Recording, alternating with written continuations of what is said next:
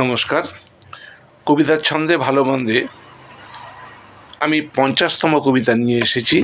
খুবই ছোট্ট কবিতা। আজকের কবিতা খেজুর গাছকে নিয়ে আমি লিখেছি। খেজুর গাছ, ছোট্ট করে বলি, গ্রীষ্মে তাপদাহের মধ্যে খেজুর গাছ একাই থাকে।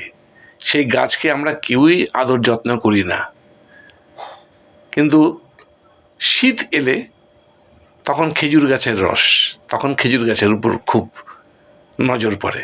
আমি এই কবিতার সেই বিষয় নিয়ে লিখেছি ছোট্ট কবিতা খেজুর গাছ। কবিতার নাম দিয়েছি খেজুর গাছ। বলছি, দিঘির পাড়ে ছোট্ট গ্রাম, পথ চলে যায় বহু দূরে, যৌবনে ভরা খেজুর গাছ, টসটসে রস পড়ছে ঝরে।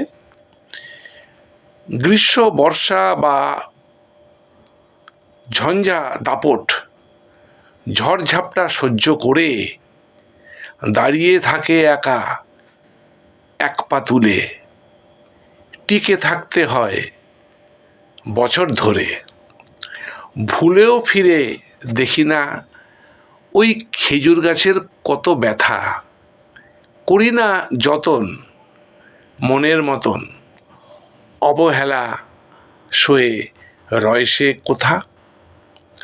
শীত এলেই নজর পড়ে ওই যে রসবতী খেজুর গাছের রস, কেটে ছিঁড়ে চেঁচে নিংড়ে তারে বোঝাই করি হাড়ির রস। ছোট্ট কবিতা, খেজুর গাছকে নিয়ে আমি লিখলাম কবিতা। রাখছি, নমস্কার।